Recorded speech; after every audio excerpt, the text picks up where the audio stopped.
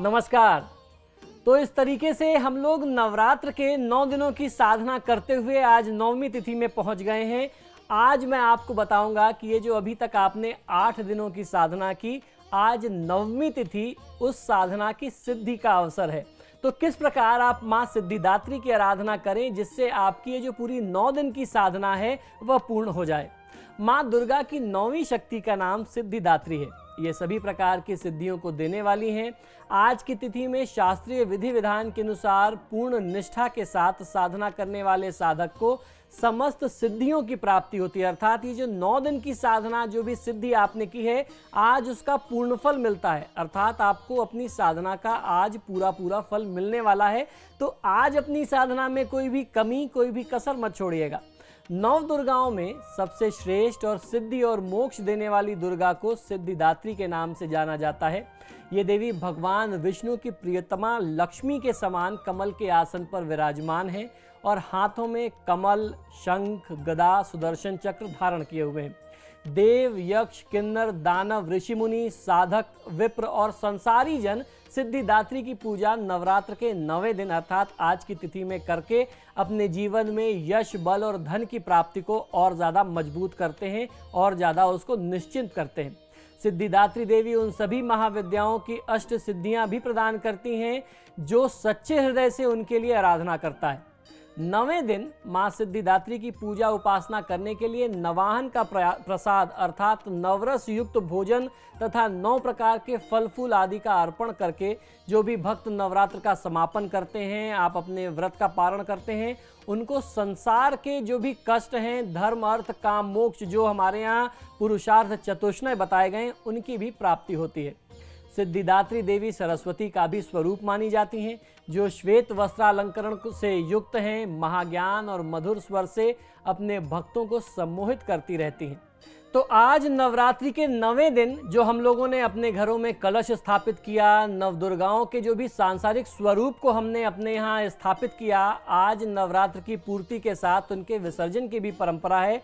आप गंगा, नर्मदा, कावेरी या किसी भी समुद्र में इनको आप विसर्जित कर सकते हैं, ऐसा प्रमाण हमारे शास्त्रों में मिलता है। नवदुर्गा के स्वरूप में साक्षात पार्वती और भगवती विघ्न विनाशक गणपति को भी सम्मानित किया गया है।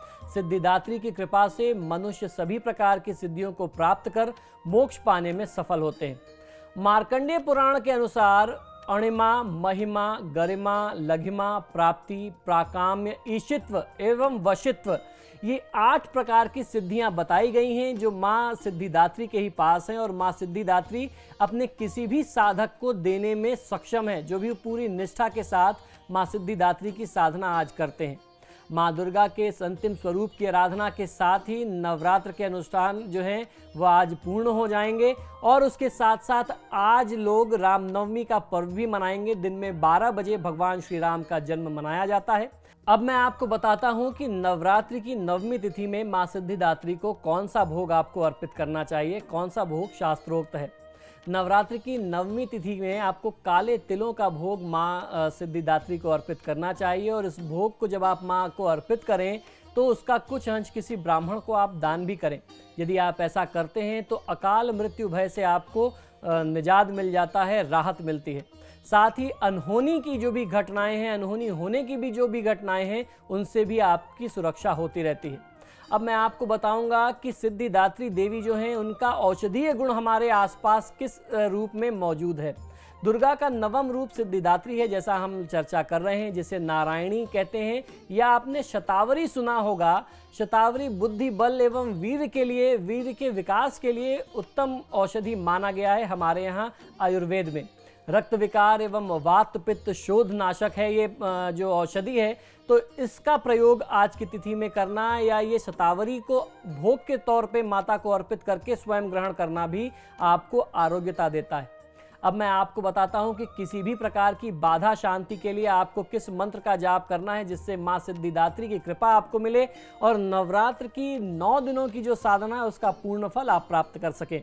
तो आज की तिथि में पूरे शुद्ध भाव से, पूरी निष्ठा से सर्वा बाधा प्रशमनम त्रैलोक्याखिलेश्वरी एवमेव त्वया कार्यम अस्मद वैरिम विनाशनम, इस मंत्र का आपको जाप करना चाहिए। इसका अर्थ बहुत ही सरल है। इसका अर्थ इस प्रकार है कि हे सर्वेश्वरी, आप इस प्रकार तीनों लोकों की समस्त बाधाओं को शांत करें कि हमारे शत्रुओं का नाश हो जाए और हमें हर प्रकार से सुख, ऐश्वर्य, समृद्धि मिलती रहे, रोग, शोक, कष्ट सब हमसे हमेशा के लिए दूर रहें।